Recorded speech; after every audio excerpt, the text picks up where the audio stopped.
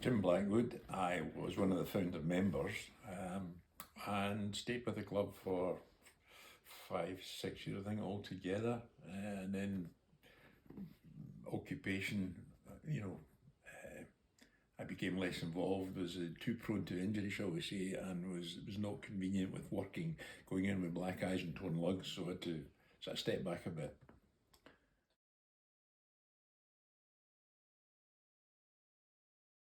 It started off with a sport for all thing, which Alan Murray was organising. It was a case of phoning round a few guys knew who had played and said, "Would you be interested?" And we said, "Aye, all right, I can aye.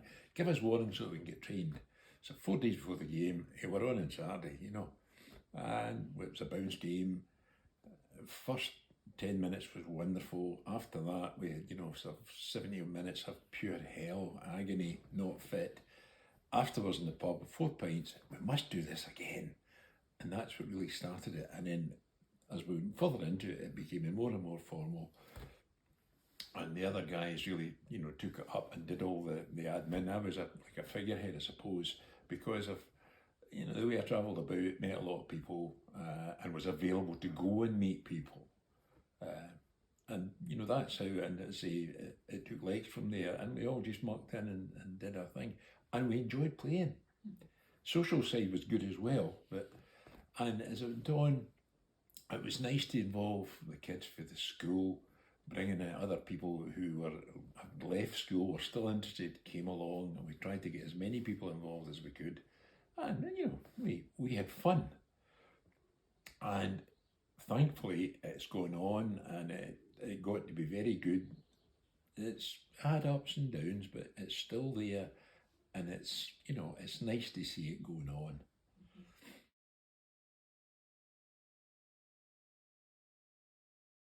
You represented the club at certain things, and again, because I was so involved with the club, I knew, having been previously played with Kilmarnock, I knew a lot of people in other clubs, and they knew me. And when I walked in and said, "I'm with Carrick," "Oh, great," and a lot of the other people in the area, the likes of Alan, who'd played with Cartha, hadn't as many local connections, if you like. So I had the local connections. I mean, I used to go to rugby, Irvine Rugby Club, and collect a set of strips from them every week, their spare strips, things like that. So you just took as much of the load as you could and represented the club to the best of your ability. And without being too smart, I probably a slightly better rep than a lot of the guys who were there. So I landed the plum job, if you like. But the load was very much shared by a lot of the donkey work. I was the figurehead in a sense, and I got a lot of the plaudits, but the other guys did a hell of a lot of the work. I did not have to do an awful lot other than be there and represent the club.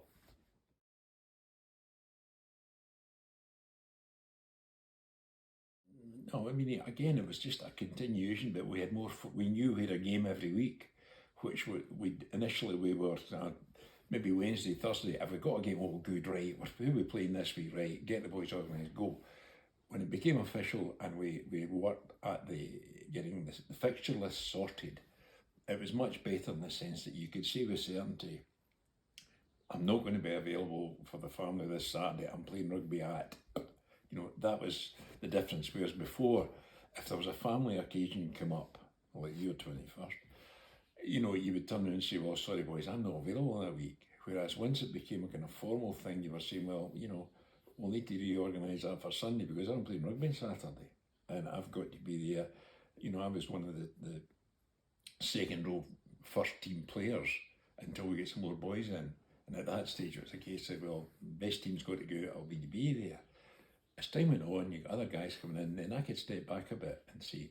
But it was nice knowing that, we had a game every week, and we could encourage boys to come to the club because they were knowing they were going to get played and they were going to have, be a recognised club.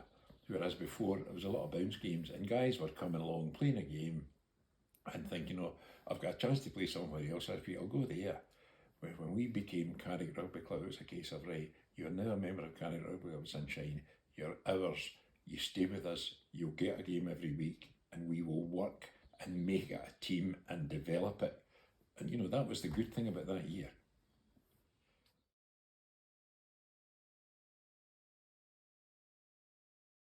It was nice, you know, it was good that you felt, you know, involved, and there was a pride, you know.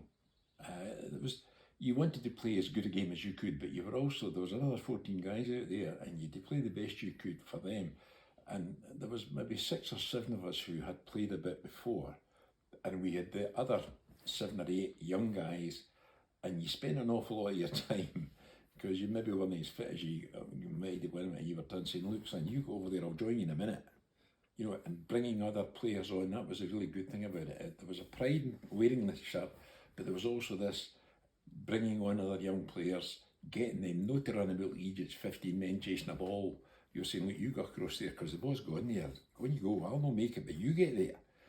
You were reading the game better, and it was nice to belong to something, and at the same time, you know, bring other boys, young lads into the game and get them involved in the game. But I mean, it was the fact that you weren't just going out in a bounce game, you were putting a shirt on there and saying, right, there's another 14 guys out here, and we are a unit, we are going to do.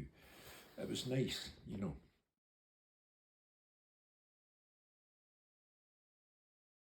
Originally had the light blue of the Carrick strip was the blue of the strip that we borrowed from Irvine Rugby Club, right?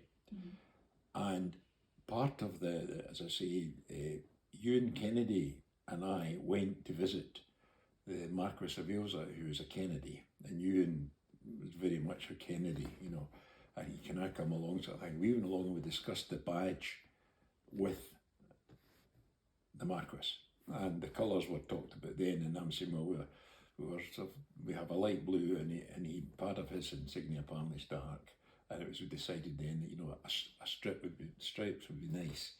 We discussed it with the rest of the guys. Oh, I want the strips, you know.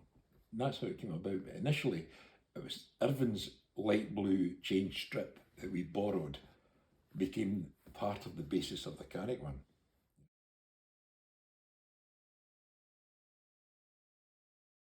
We tried to, Carrick Academy at that time was dabbling with rugby.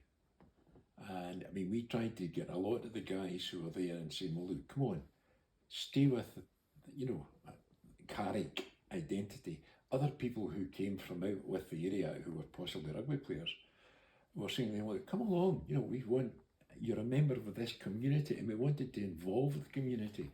I mean, football was the game in Maybole at that time, and Maybole district. We also tried to get, I mean, we played 1 or 2 games at Girvan because we were saying we were Carrick. All right, Mable's the capital of Carrick, but Girvan is still very much part of Carrick. And you were virtually seeing from south of Ayr, as far down as the Dumfries and Galloway borders, ours. You know, we were at Daly, pulling a lot of boys out of Daly, encouraging them to come. I mean, Ian McClung came up from Girvan, and he used to come via Daly and pick boys up and bring them up to training. Things like that. A lot of the farmers who were going to go away, suddenly, you know, they became, I don't know, there was young farmers was still on the go there, but they were in the club, and there was an awful lot of farmers in the club, and a lot of them didn't play, but they came along, they trained, they socialised. You know, this was it. It gave them an identity. They knew that on a Tuesday night, 9 o'clock, down to what was now the Maybole Arms, it was, you know, the pub, which was our clubhouse, if you like. And a lot of the guys came along, even though they weren't training, they came along for the social aspect of things. And we tried to involve them as much as possible in any social events we had. Maybole Gala Day, things like that. We tried to, you know, go down as a club and put an identity. We did tug of war, for example, at the Maybole Gala Day as the rugby club. And again, a lot of the guys came down, didn't play rugby. We got a lot of guys came and trained with us after that. When we pulled the woodcutters of the Rimple off the park, and some of the boys for the Newer after the park, they thought, well, these boys are all right, you know. And they were saying, how? I said, well, we train, you know, we're fit. We work as a unit. They came along, and it gave them an identity as well. You know, it was something that we didn't consciously go out to get all these people in. We just wanted them to get involved and feel they were part of something. And it's no bad thing to be a member of a club like that, because the club can do an awful lot of things that an individual can't do. If somebody come in and said, like Doddy Weir, for example, going on silly, but somebody said that there's this guy who's got a problem, I would like to help him. If you hit the right nerve with the rest of us, we'll all do it. We'll all go and, we will go and support things like that. This identity was important. And there was nothing in Maybole before. There was Maybole Juniors Football Club, and I think that was about it. And it was very, very sparsely, attended. So it gave everybody the chance to come along. They could play if they want, they could train if they want, they could just come and watch if they want, but we wanted them in there as, a wee bit of pride in Maybole and Carrick, because we kept saying Maybole, but it was Carrick, because there was so many people out with Maybole.